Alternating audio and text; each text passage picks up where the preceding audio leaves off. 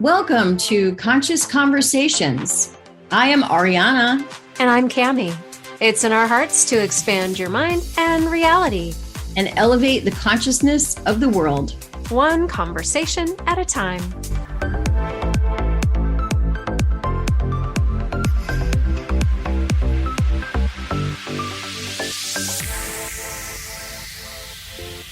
Recording in progress. Welcome to Conscious Conversations with Ariana and Cami. And this is our practice, perhaps first episode of a podcast that we wanted to create because, my goodness, we have so much to talk about. Yeah. And why not share it with the world? Why not share it with the world? There's no time like the present. Absolutely. Maybe we should start by sharing our individual histories of how we kind of got to where we are today with our lives and our practices and what have you, because I know that you've had so many different classes and I've had so many different classes, and collectively I think we've been on this journey several decades, if not lifetimes. Yeah. Oh, we can say that absolutely. Right? Yeah. Without a doubt. Absolutely. Without a doubt. So, I'm sure there will be blanks to fill in. But would you like to give a summary of? I don't know. Like, are we starting with childhood, or are we just sort of bullet pointing our? What do you recall as your first sort of spiritual type experience? I recall being in my childhood bedroom. I don't remember if it was my mother or maybe a potential crush. I can't say boyfriend because I'm talking about maybe 10 or 11 years old, where something had occurred where I felt really wronged, betrayed, or disrespected. I don't really recall. What I recall very vividly, though, is feeling this sense of being backed into a corner. And I remember being so enraged that I saw myself turn into, sort of in my mind's eye, a she-wolf. And it was my first experience, first of all, with any kind of visualization. And it was my first experience in hindsight with a totem animal that was a part of my persona. That would have to be like one of the more profound at a young age things that occurred to me, because it was so vivid and it was so jarring. I kind of jumped back and I was like, whoa, what just happened? And I was already on sort of a shamanic exploration. I had picked up a book on American Indians, and it covered some of their mysticism, and it covered a little bit on shamanism for a report I was writing in elementary school. And I was so taken with their love of the earth and their integration with animals and plants and living off of the earth, that I went back to the library after that report was done and found a book specifically on shamanism and tried to learn how to do a journey. But the journey was written because, of course, we're talking back in like the late 70s, early 80s. So there was no internet, and there was no, that kind of thing may have been on a vinyl record at best, right? But I'm trying to read in a book like how to do a meditation with having no understanding of what does it mean to visualize, because my intuitive abilities or my psychic abilities are not centered in clairvoyance. It's more claircognizance and clairsentient, but I didn't understand all that. All I knew was that it was very hard to visualize. And that just sent me on a huge journey of really trying to understand why in history class in elementary school am I learning about all these wars in the name of God, when my viewpoint on God was this all-loving being. And I wanted to learn mysticism and religions of all backgrounds to try to make sense of what is going on in the world. Because I knew in those young years that everything was backwards. And And we're kind of seeing all of that come to light now, which is pretty exciting. Yeah. How about you? What was your childhood experience Mm. like? Well, I'm so interested in your story. I'm wanting to ask you, did you have anybody to support you? Did you, I mean, I'll definitely share my story, but I'm like, who was there to help guide you? Was there anybody help guide you? Or did you just, try to find everything in books? Because so often we have these experiences and our family of origin does not really support that. Our primary caregivers either, they don't understand it or they're scared of it, right? And they shut kids down and we're wide open. We are just absolutely recording every single little bit of information and we're in theta mode until we're about 7 or 8, right? Yeah. And it's it's becoming more common that more people are open to it and they're not shaming kids and being so fearful anymore, but it's still pretty prevalent. I'm still seeing it. And I just wish that more kids had more support. So did you have support? No, no. My mother was raised Jewish. My father was raised Episcopalian. He converted, in part, he says, because the foundations that he learned of Judaism were open enough that he felt comfortable converting.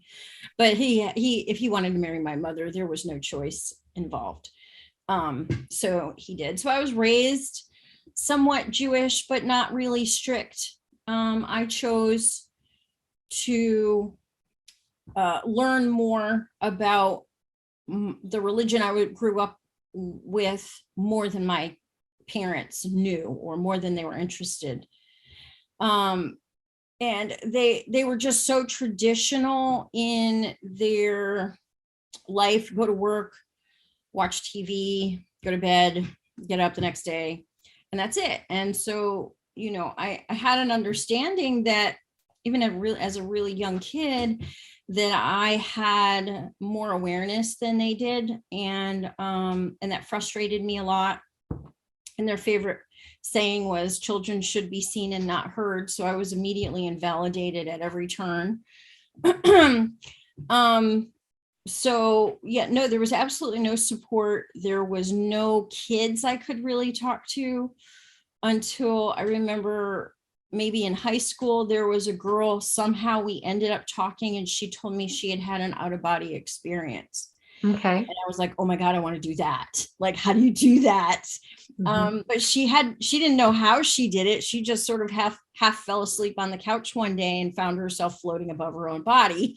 And I was like, that's really cool.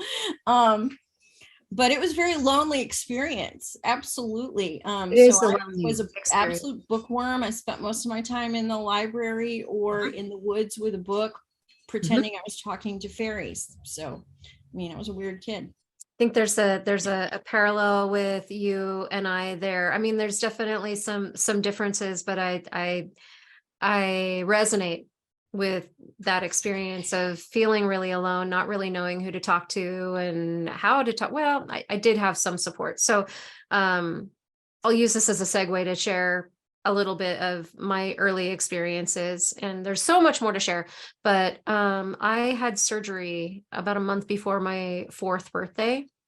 And during that surgery, I remember feeling a tickle in my stomach. And I remember like going to look and like put my hands down there, and they grabbed my hands and like pinned me down and put my hands on the side or tied my hands to the side, and I shot out of my body. And I then watched the surgery from, I could see them working on me, and I was very confused. I didn't know what any of it was about. It was very spontaneous. And there has been a lot of unwinding through the years, all based on that experience. So I couldn't tell you how to leave your body because I do it so spontaneously And it is actually more comfortable for me to not be in my body. So the past several years, mm, at least the last several years, have really been focused on how do you be safe in a body, because I never really learned how to do that. Um, so that was one of my early experiences. Now, I did have my grandfather who, took me out in nature and taught me about nature and magic and miracles and things like that. And so there was definitely a very strong mystical bent that he didn't share with a lot of other people. He was definitely one of my primary teachers. I wouldn't necessarily call him a mystic or, a guru or anything like that. He was Lutheran. But we were Catholic. I was raised Catholic. I went through 12 years of parochial school. And that was one of the things that I also wanted to ask you about your Jewish background. First of all, I want to add one other thing. I also felt that I had gifts, and I also felt really alone. I know that I would look at people and I would just know things about them. And I learned very quickly to keep my mouth shut, because if I said things, people would get really uncomfortable, because these were things that they like to keep private, that they didn't want to share with people. So why is this kid talking about it, right? Not really a good thing. So what I felt from my Catholic upbringing that maybe some people didn't get, there was a really strong sense of mysticism that was conveyed to me, and a really strong relationship with, God, Jesus, Mother Mary, even Mary Magdalene. So even though it was scripture, and even though there is a ton of guilt that I have had to dig out and unwind, and I'm still unwinding and still unlearning and still unprogramming. Yes, that was definitely there. There was a really deep love of spirituality, true spirituality, not the dogma and religion. Yeah. That Yeah. it was in there somehow, right? So it made it through to me. So I'm thinking with the Jewish religion, I know that, in later years in my other studies, I have found immense power in the Hebrew language and Hebrew letters. They're very powerful, and the Kabbalah. So I'm wondering if any of that made it through to you. Yeah. Yeah. So I was very difficult I did go to traditional Hebrew school. So I think it was 2 nights a week for an hour or so. We would go and we would learn about the Bible, the Old Testament, and learn Hebrew and things of that nature. But I was a difficult child. I was like, okay, so in the beginning there was the Word, and the Word was God, and boom, we've got day one this happened, and day two this happened, and I was like, so hey, I was like, I don't know, third grade, where does the Big Bang fit into all of this? I was thrown out of Hebrew school for a year, for that one question. Great. But my fascination with spirit, with God, with mysticism, as I was learning it through the eyes of other religious mystical viewpoints. So the concept for me of what is our creator, what is this God spirit, what is this spark that is within us, was even bigger than what I was being taught in the Jewish faith. Learning Hebrew was a little bit frustrating, but yeah, at the same time, very fascinating, because it was so ancient and it felt like this deep culture that I had a lot of reverence for, even as a young child. And I came to understand later that that early learning has helped me in areas of my studies where people not of Jewish faith are trying to convey Hebrew or angelic names, and the mispronunciation that's rampant in those areas is fascinating to me as well. So, I mean, as a kid, I would ask my parents to drive me to synagogue Friday night for services, and they would not come with me. They would drop me off as 11, 12, 13, 14, 15. Through those years, I would go by myself probably almost every Friday night. Now, what 15-year-old kid goes to some kind of religious format on a Friday night when all of their friends in high school are going to a party? That was me. Weirdo.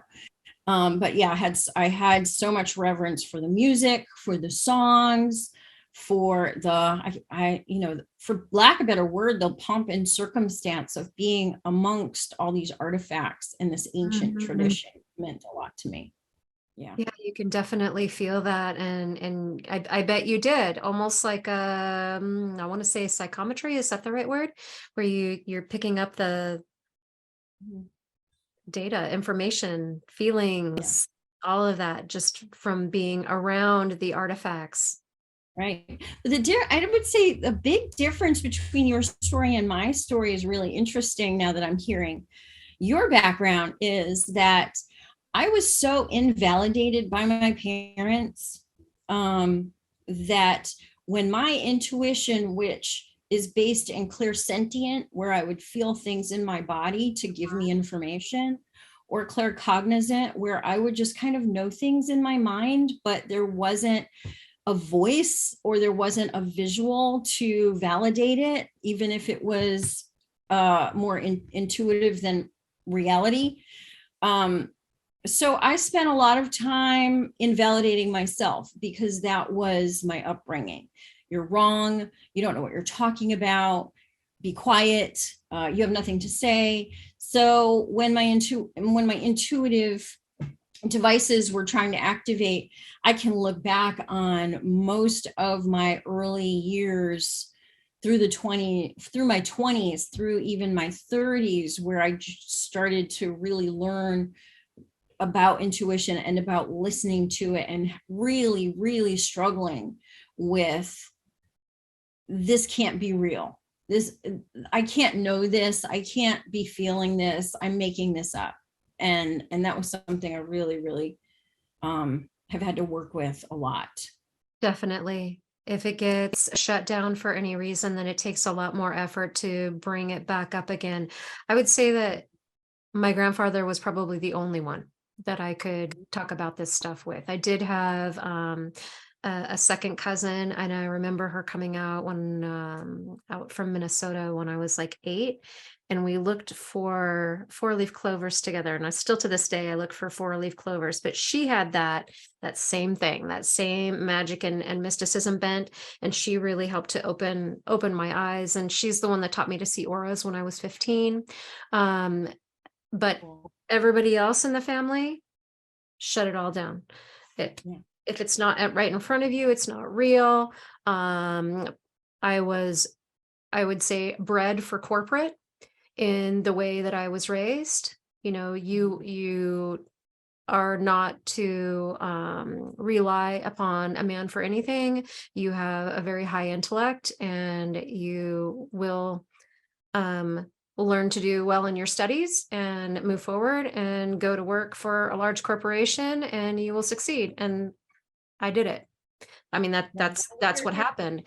But then there was this whole other side of my life, where, exploring things, even from, I think I read like Linda Goodman's Sun Signs when I was 13 or 14, and that really started to open things up. But my best friend was very, very Christian at the time. And I'm like, God created the stars and the planets and, designed all of this. So actually, this gives me a deeper love for God, Right. whatever you believe God to be.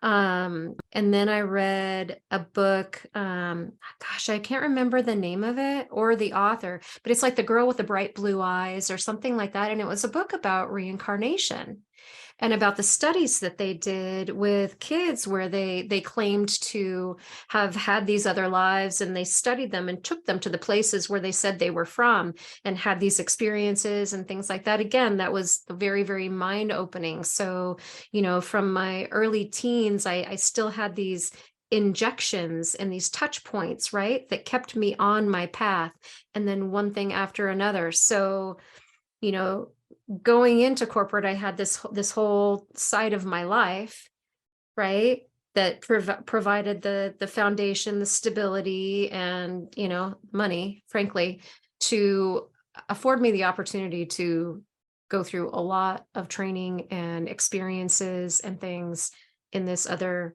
side of my life that I didn't really share with a lot of people. And it's only been in the last few years. You know, I don't think it's much of a secret to some people. Maybe I thought it was more of a secret than it was. So people are like, yeah, we always knew. You always marched the beat of your own drummer, and you were always, you know, kind of like that. You didn't hide it maybe as well as you thought you did. But I, you know, I was able to maintain for a good while. But yeah, I am sorry that you did not have the validation that you needed from anybody. I am grateful that I had what I did. I do think, if you live long enough, you can figure out why XYZ was actually valuable, And so now I'm looking at the craziness that's going on in the world. And I was basically taught as I learned that they were invalidating me, when I figured out that that wasn't normal, I stopped listening to authority. And I was also, like, a little segue is that I was misdiagnosed by doctors as an early teen with scoliosis. They did not diagnose me with scoliosis, and I was like, damn it, yes I do, I know I do. And it took me a couple of years before they would x-ray me, and they said, oh wow, you have scoliosis. Well, yeah, thanks. So not trusting authority, not necessarily defying it, but not trusting authority at that time, and knowing that they were fallible. They were not impervious to error. So when you look at what has happened in the last few years, and they're like, you must get the shot or you will die and you will kill other people without getting the shot. I was like, what are you talking about? That doesn't even make sense. And so I look back and I'm like, wow, I'm really grateful that those things happened to me, because it really seems like, because obviously questioning, like, how are all these people like so blindsided and unaware? It must have something to do with me having been let down by authority figures, by doctors, by my parents, that I knew that it was okay for them to be wrong, and it was more important for me to start to trust myself. Yeah. And so that was a gift in that weird, decade or two that was really hard for me to move through as a kid. I imagine. But I think what's really, really fascinating that you did bring up, Cami, is the books that shaped us. So we're kind of from an interesting generation, right? Where as women, a lot of us, our mother or our parents were like, you need to be able to provide for yourself, and the feminist movement, and go out and get a job, and don't rely on a man, for better or for worse, in my opinion, at this point. But also, like, we didn't have the internet, and we didn't have YouTube to research other people's opinions, or how do you go out of body, let's just Google it and find out. We didn't have that option. We had to go to the library, pull out the card file, rifle through the card file, and go find the book, and hopefully they had something with information that we were looking for, right? Or the books would simply fall off the shelf, as it was in my case. I had books that just kind of landed in my lap, almost literally. So one of them, and that reminded me, there was the girl with the bright blue eyes was one of them, and Seth Speaks was another one. Now imagine having a Catholic upbringing and then coming up on this book on channeling. That was very profound, and even to this day is I go back to it and I'm like, yeah, that one was not received very well by anybody that I talked to about it.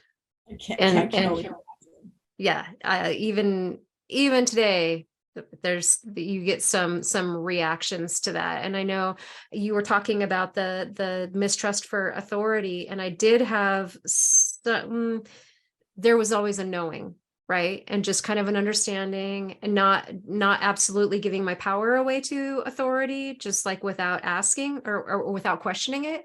But there were definitely some things that happened when I was 22. I don't normally share this story.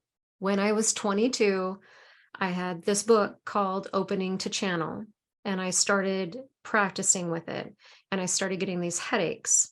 And then the headaches became more and more severe, and I went blind, and I lost. So I didn't have any central vision, and for a while I was working, and I would go like this to see because I only had peripheral vision. And a friend of mine, I stopped by her house. I don't know why I was driving, but I was, stubborn, whatever. And she saw my eyes and she said, "We're going to the emergency room right now." And she took me to the emergency room and they looked at my eyes, and the doctor was like, "We're doing an MRI right now." They said it looked like I had the eyes of an 85-year-old man. So what it was is a condition with my cerebrospinal fluid where it doesn't process properly through my body, and it went up back behind my optic nerves and swelled up. And so I had this fluid back behind my optic nerves, and it literally rendered me blind. And they gave me they didn't find anything on the MRI, and they gave me a spinal tap. And by the way, I had been to a doctor, and he said I had stress headaches.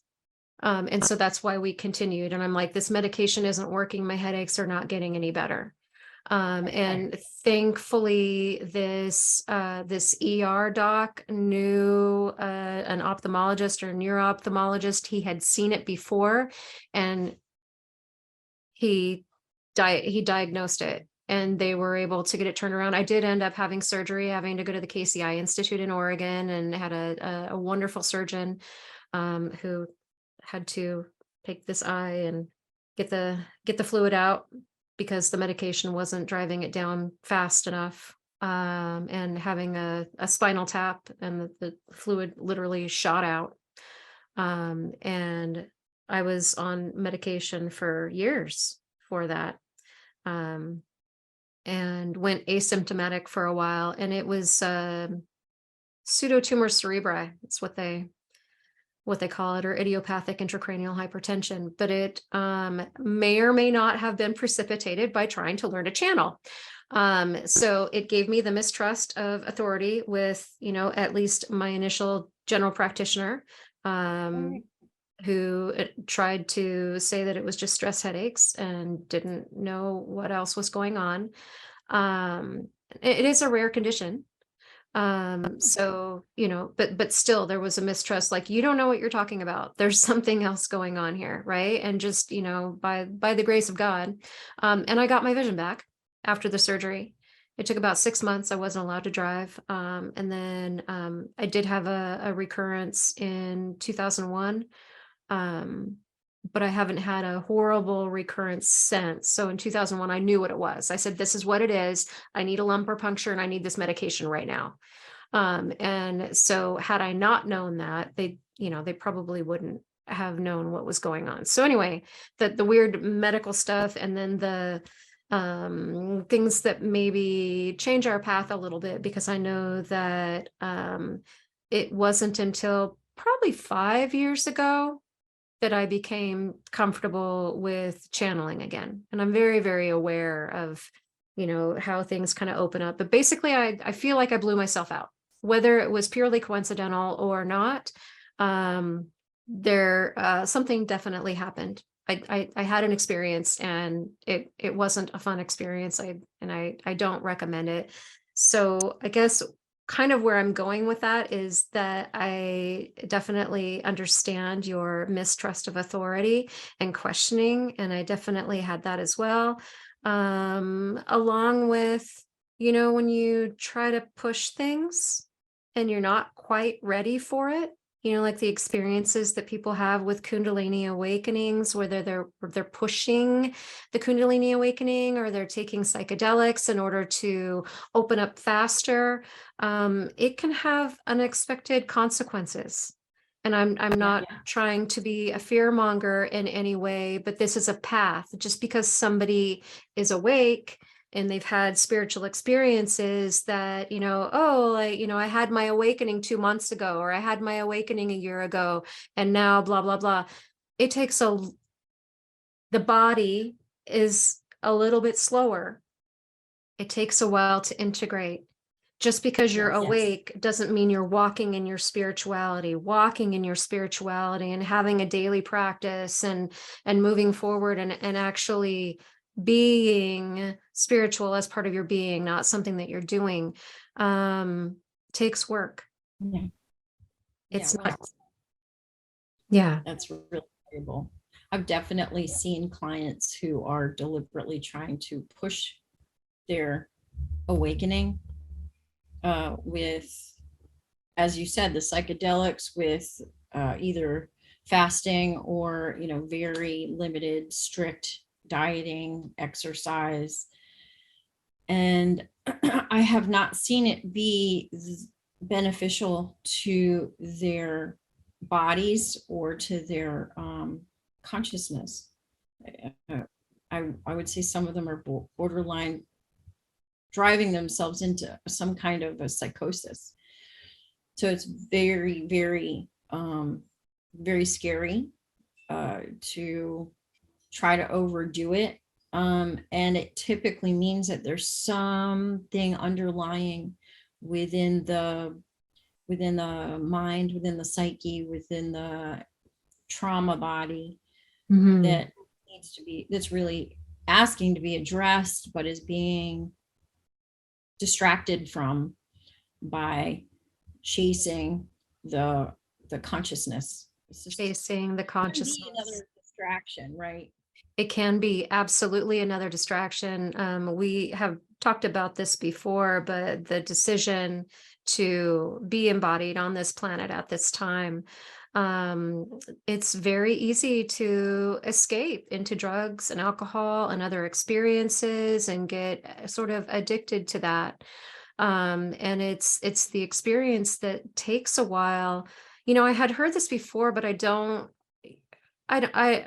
okay, I'm just going to say it. I feel like this human body, this vessel, takes a while to accommodate more and more and more light, more and more and more energy. It needs to kind of take it in stages. It will literally fry if you overload it. I just feel like the molecules will combust or something is my sense. I don't know. And I've heard this from, a number of sources. And more recently, I discovered the Daughtry transcripts. And that was very interesting for me. I'm not really ready to talk too much about that, but I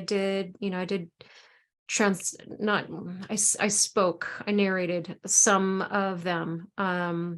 It was a lot to take in. I needed a break. So I took a break for a while, because I could feel it doing something to me, right? And there again, it's like, okay, my body needs something to integrate, because this is the energies that come through that are pretty intense, and it's all pretty mysterious. I think I may have shared some of that with you before. It's I'm still not quite sure what to think of it.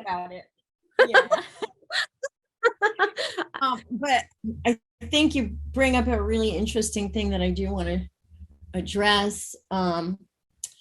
So part of it is bringing in the light. But what happens when we bring in the light is that we release the density or the darkness or the negative energy or whatever. And so I definitely, and I'm sure that you experience this too, when you work with a client, what I tell my clients is, especially if they go through some huge clearing, that it's going to take a few days to process, at least. Sometimes it's weeks, depending. But I tell them, this is not unlike if you have a tumor in your lung and the doctor goes in and scoops out, for lack of better terminology, scoops out that tumor, and now you have a gaping hole in your lung. Your body is so brilliant that it will fill in that hole with healthy lung cells, but that takes time for that to occur.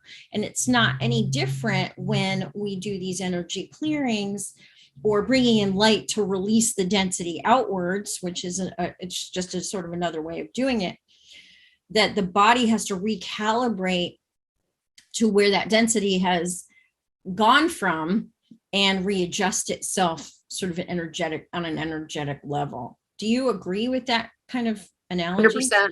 100%. And I know that we can help sort of facilitate it by bringing in more light to fill it in, because the universe or nature abhors a vacuum, right? It's going to fill it in with something, right? And then that's the same thing with the emptiness that we feel inside, that we're feeling with all sorts of things from the outside, which is ass backward and excuse me. Same thing, right? We can facilitate it, but the body has to integrate. And I feel exactly the same way about these, some of these amazing plant journeys, even if they're guided and well guided, right? Coming back to reality, consensus reality, or even your reality, it takes a while to integrate, and not having that integration support. I am so grateful to you. I am so grateful I have circles all over the place, all over the world, of people that I can talk to. I definitely have people in my inner circle. You're one of them, who I'm able to connect with and get validation, or, even, have you considered this, right? I don't expect people to say, yeah, exactly. Oh yeah, I totally get it. No, I need to be challenged, right? So to be challenged, to constantly be upping my game, right? Yeah. And to have validation. And I can see where the rest of the world would say you're a little nuts. And I get it. I get it. Yeah. Right. And hence this whole podcast was born. And hence this whole podcast idea, because I need to bounce my ideas off of people. I don't like to just spin thoughts around in my mind. I'm so good at it. But I really need other input, and I don't like to just hear myself talk. I like to have conversation. And it's for both of us, sort of, not to come from an ego viewpoint, but it's a way of upping our game, because we both have spent 30, 40 years studying this information from different aspects, which is what this whole this particular podcast is about, is, what is our background, and to be able to share that information, our different experiences and viewpoints to those coming up, those interested, no matter what their age or what their background is, interested in seeking more.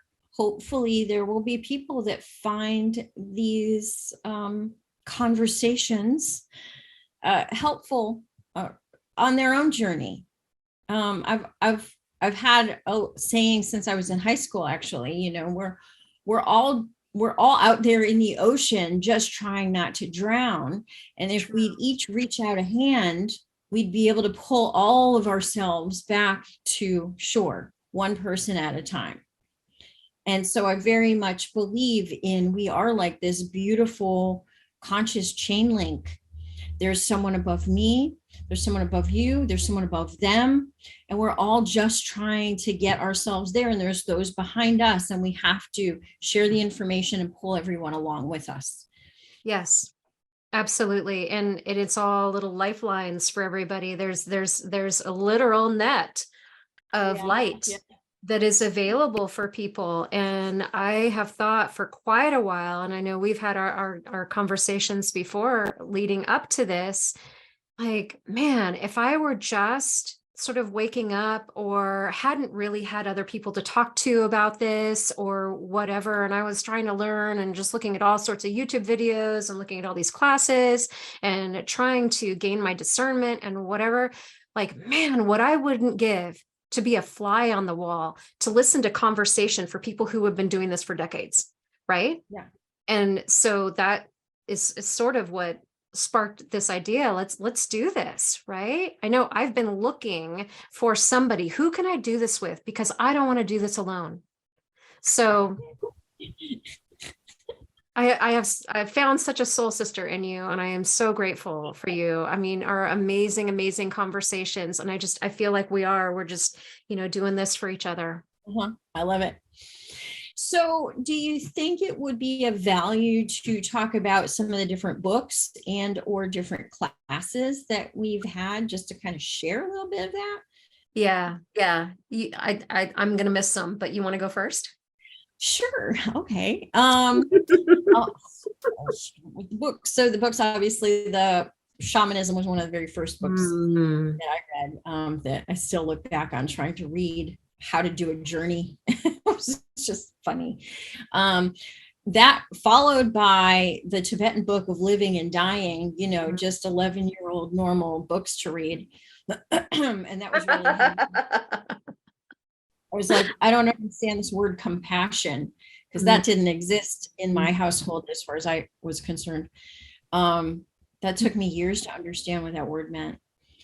And then, as you said, like, I would have books pop out at me as well. So one of those books was actually based in the Kabbalah mysticism, and I want to say it was like this thin little book, and it was called Simplified Magic. But it was about the tree of life and how to meditate with each of the sephirot on the tree of life and what to expect there, and the angels that resided there. That was profound. That book was such an easy read and so interesting that opened up a lot of doorways for me.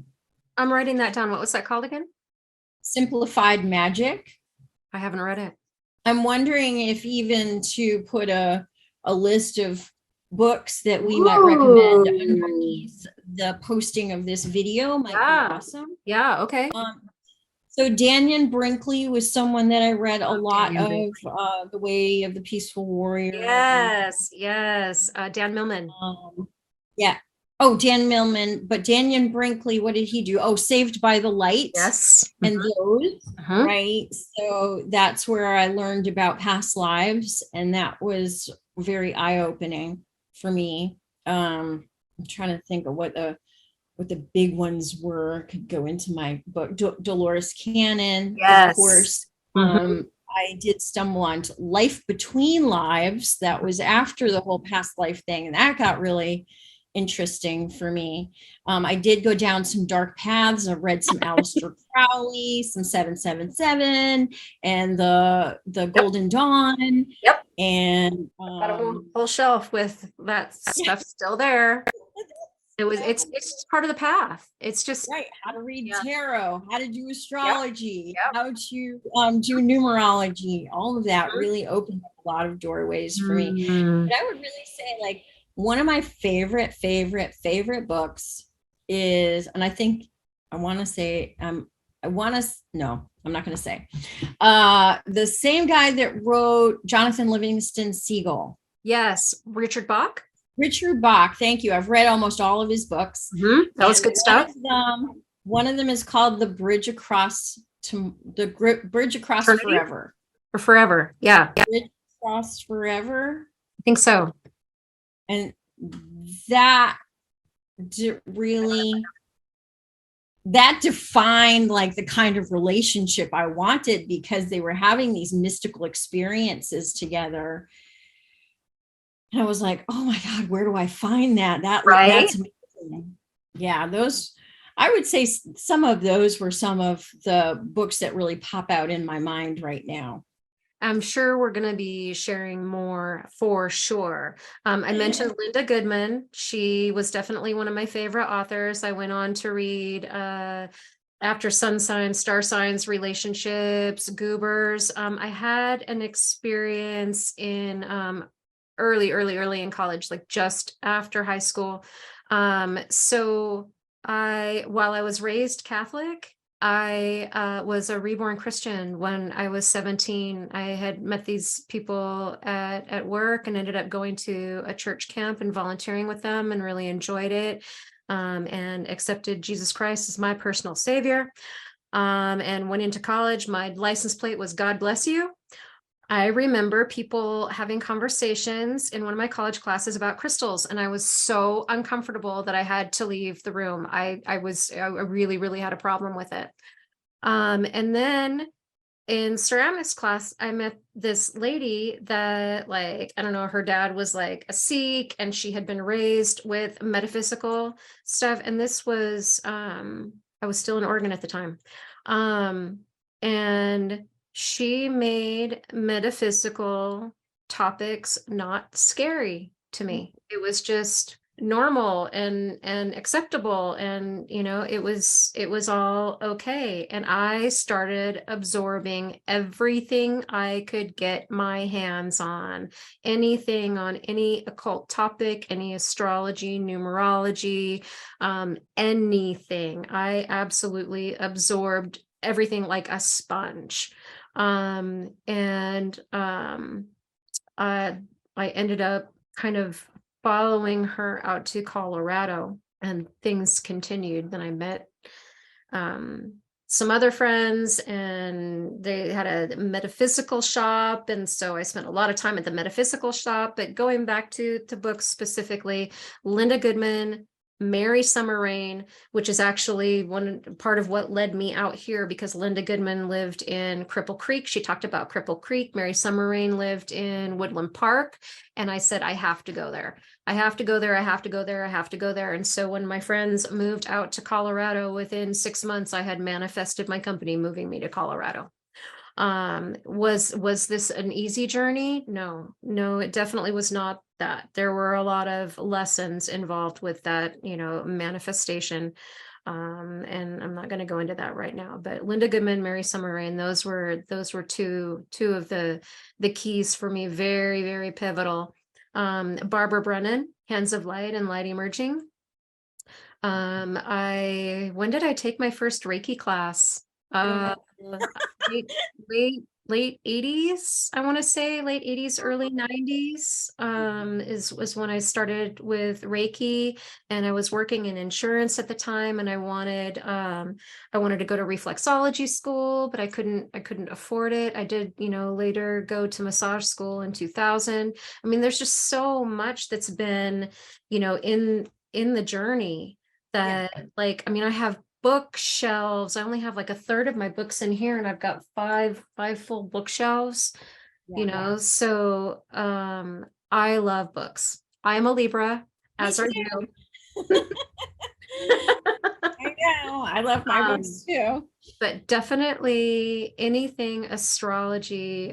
Liz Green is another good astrology teacher. Somehow, somewhere along the line, a decade or more ago, maybe 15 years ago, I actually met somebody who was really pivotal in my astrology journey, who mentored me.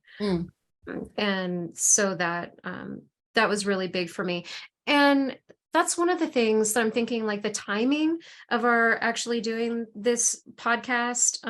And that, have you noticed, these topics are pretty mainstream now. I remember somebody that did a metaphysical radio show back in the 80s, Farley Malaris, and I'm naming this because it was actually his partner, Kenneth Hurst, who was, my astrology mentor. And he runs radio astrology. I think it's com, maybe .net. So all of those shows are there and on all sorts of metaphysical topics. It is a treasure trove and it is available for free. I would say definitely recommend people going there. But I remember listening to one of the episodes and Farley was saying, when astrology becomes mainstream, you will know that we have arrived in the age of Aquarius. I would say we have arrived in the age of Aquarius because things like astrology and metaphysics and spirituality in general are very, very mainstream. I walked into Barnes and Noble a few months ago, and right there in the front entrance, they had stuff on divination, tarot, astrology, numerology. It was like right there in the front. And do you remember the days when we would go to the bookstore and we would kind of have to go to the back, and it was just Way in like the back corner. Yeah. it was a smaller section. It's like you didn't. Way in the back, hidden in the corner. Yep, I remember. Yeah. And I actually do remember because unlike you, where you live in Colorado, I live in the Bible Belt. I have landed after a lot of bouncing around because I have a gypsy soul, so I've moved a lot. But I landed in South Carolina, and when I got here, it was not very open-minded. So I was in the closet with my metaphysical belief system for quite a while. And I remember walking into our Barnes and Noble with our Baptist churches on every corner, and probably 2019, 2020, just before COVID started, there were, like you said, that table full of crystal books and divination and feng shui on the front table. And I was like, what? I took a picture and posted it to Facebook. I was like, what the heck is going on, you guys? This is awesome here in Greenville. That's a waking up because this is the last place. It's the last place you would think of. And we both have religious backgrounds, and I want to be really clear. I do not have a problem with religion. There are a lot of people that have had some really negative experiences with religion. I've had some interesting experiences with people who consider themselves to be religious. Yeah. Right. Or people who consider themselves to be, I'll say Christian, right? But then I've met others who walk the walk. And I adore them. I don't have a problem with religion. There's some stuff with the religious grids where people are like kind of plugged in to some things. And I'll just say that, you and I may be aware that some of that is being twisted to go in a different direction, right? But some people are able to bypass that. And if it provides them peace in their heart on some level, I don't have a problem with it. We all have our journey. I don't have a problem with any of it. Meeting people wherever they are right now. I don't have a problem with it. The only reason why I mentioned Baptist churches on every corner here, because it's a thing. Is because the Baptist church literally teaches that yoga and meditation and all of that is the gateway to Satan. Yes. And that misconception is really concerning to me. And I'm seeing it very much being overcome right now. So during the Great Awakening, as this time period has been labeled, is really about, to me, all of these constructs becoming more open to all possibilities, rather than these narrow depictions or dogmas that have been sort of pounded into our programmed minds. Yeah, programming is a better word. Thank you. It's not a better word. It's just my preferred word, because that's my brain is still operates very much in computer mode. Yeah, that's so cool. Hey, talking about books, I just picked up an old book that I had read, and my guides or my intuition or however you want to term it, pinged me to buy it again because I couldn't find it. So I am rereading the Jose Silva, the Silva Mind Control Method. It was copyrighted in 1977. Mhm. Not only is his personal story incredible, but I'm kind of going back through it, even the most rudimentary aspects of the program. How do you meditate? Count down from 100. Like, I'm doing it anyway, just to Yeah. experience it and Yeah. see it. And it's fascinating, his point of view, because he taught, and maybe this is like a whole topic in and of itself, but it's just pinging for me right now. He learned how to repair radios at an extremely young age, and he and this goes to your computer comment. He started to understand that the brain worked very similarly to radios and radio wave transmission, and taught one of his children to accidentally taught one of his children to do ESP. And it's been very interesting for me to look at the brain in those terms, and to look into the metaphysical stuff in those terms. I'm kind of a weirdo, because I don't know about you, but I took things like, oh, that feels right, so I'm just going to go in that direction.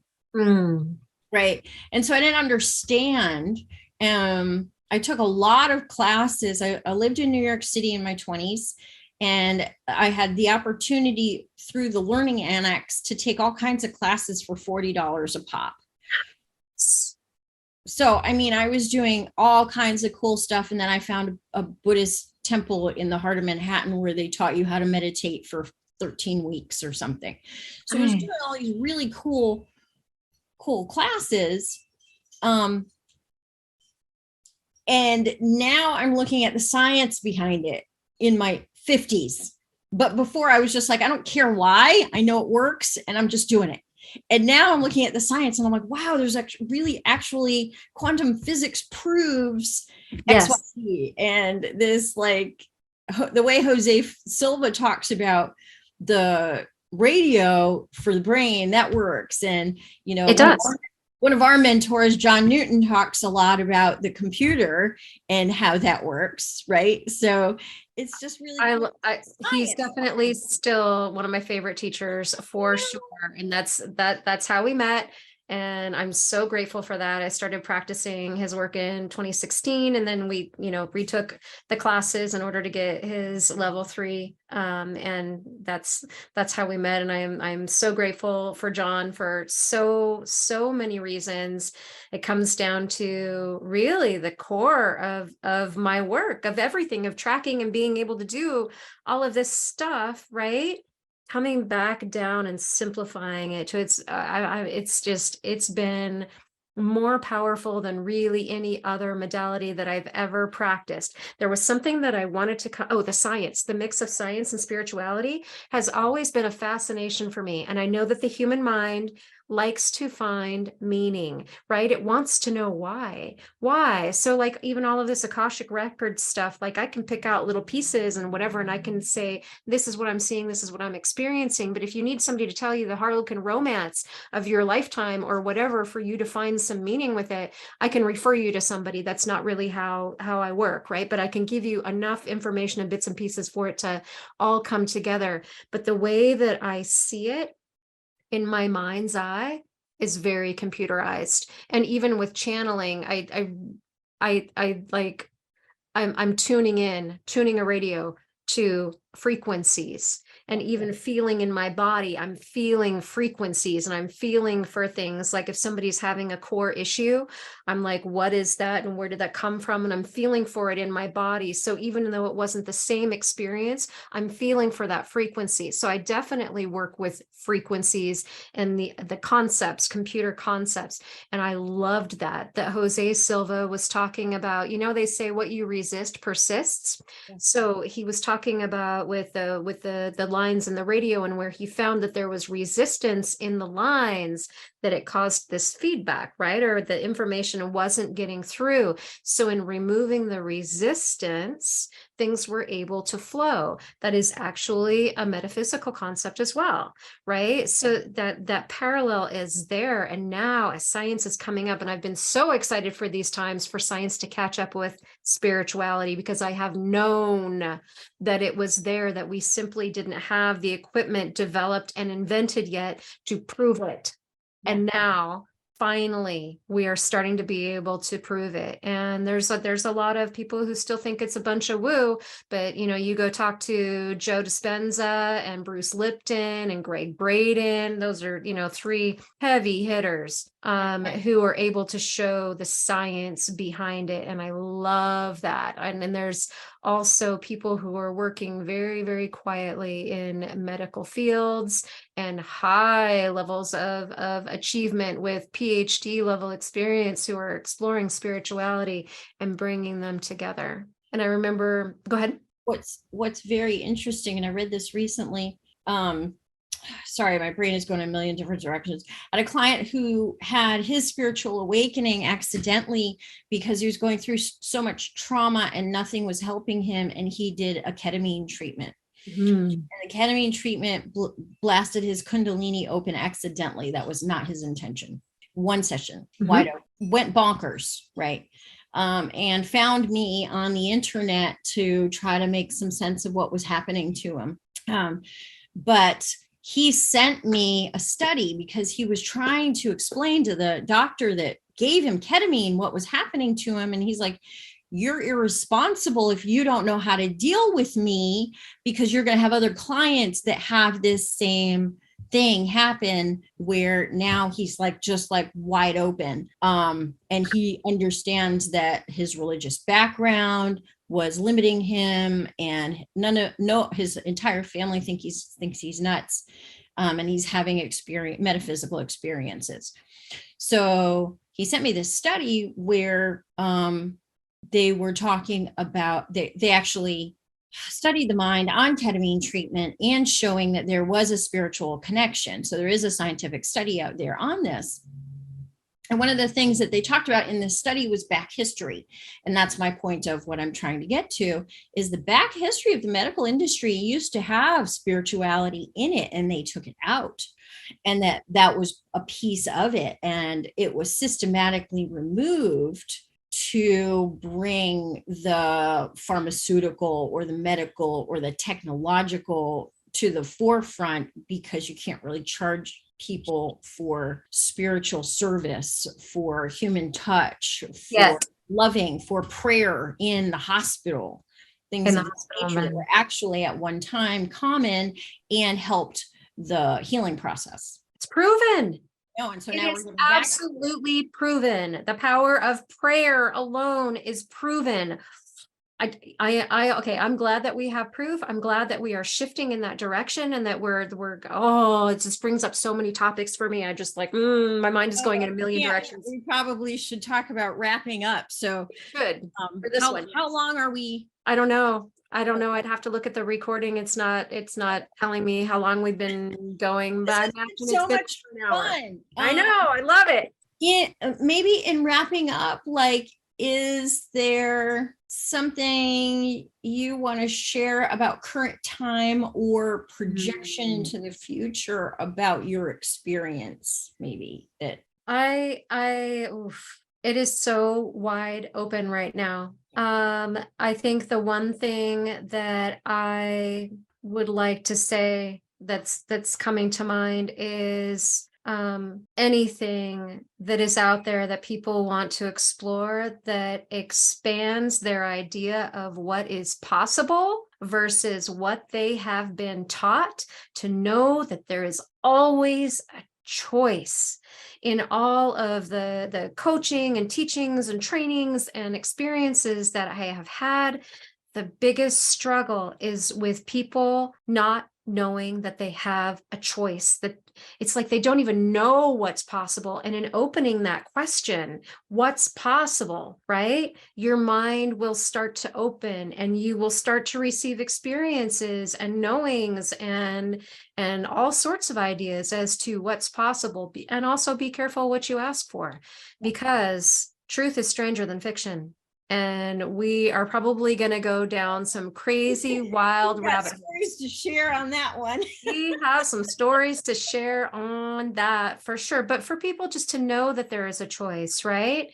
If you want to remain restricted and limited in your thinking and your experiences and in your life, and you want to feel stuck and yucky and that you can't and that you'll always be this way and that, you may have a terminal XYZ, guess what? You can do that. Yay! Yay.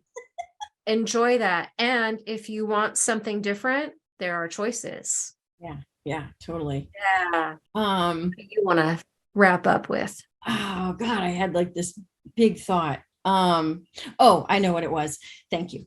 So what I would like to wrap up with is two things. Number one, as you seek out teachers or healers or people to listen to or follow, do that with discernment. Just because they say that they're XYZ super psychic star seeds of the, ninth dimension with the 13th grandmother of their generation as their guide, doesn't mean that they are of pure heart and doesn't mean that they are of the best of intentions. So always use discernment, no matter how amazing they claim themselves to be. Following your own heart, listening to your own gut, and using discernment with whoever you choose to listen to, whether it's getting a psychic reading or whether it is having some sort of mentorship. The other thing that I definitely want to say is, and it kind of goes along with that, is at the end of the day, you are your own guru. These teachings are about learning to listen to your own intuition, finding your own inner compass and following it. It's not about doing it one way because one person said this is the only way to do it. Again, it's choice and it's unlimited possibility, just like Cami said. It's really important for you to learn how to be your own guru. Because at the end of the day, when you make those choices, the results are yours, the consequences are yours, and you cannot blame someone else if you listened to them and they set you down a bad path. You can point the finger and you can blame all you want to, but you should be using your discernment, and you should be finding the answers within. That is that, to me, that's the end goal of this journey, is to be able to find your own answers and to walk your own path in your own direction and have your own journey. And hopefully you have a really cool friend like Cami, like I have, that you can walk down this journey with someone who's like-minded and really awesome. Thank you so much for that. I wholeheartedly agree. And for any guidance that people receive, if the teacher does not lead you back to you, please look elsewhere. Please. Yeah. Mm-hmm. Yeah. I've had some bad gurus, and we can have that as a topic as well. Sure can. Let's say I don't have to name them, but we can tell stories. We can. Yes. Okay. We can do that. Yeah. And that was part of the journey as well, part of the journey to learn discernment. So I appreciate what I learned, but were there some really challenging experiences, things that I would really, really rather not repeat? Yeah, definitely. Ariana, awesome. I'm so excited that we're doing this. Thank you. It feels all the way to the end. Thank you so much for joining us on these conversations. We love you. Until the next episode. Thank you for joining us on this episode of Conscious Conversations. We hope that the insights and wisdom shared here have resonated with you and sparked new pathways of growth and transformation. We value your presence and engagement, and we invite you to be an active part of our conscious community. Your comments, questions, and shares contribute to the collective expansion of knowledge and awareness. If you've enjoyed today's episode, please take a moment to leave a comment or share it with someone who might benefit from these transformative conversations. Together, we can create ripples of positive change. We also offer personalized sessions and resources to support you on your journey of personal growth and spiritual healing. Visit our websites listed in the comments section to explore the various energetic healing modalities and sessions we provide. Remember, conscious growth is a continuous journey, and we're honored to walk this path with you. Subscribe to our podcast, stay connected, and never miss an episode as we explore new dimensions of consciousness and elevate the collective vibration. Join us next time for another enlightening episode of Conscious Conversations. Until then, keep expanding your mind and embracing the infinite possibilities that lie within.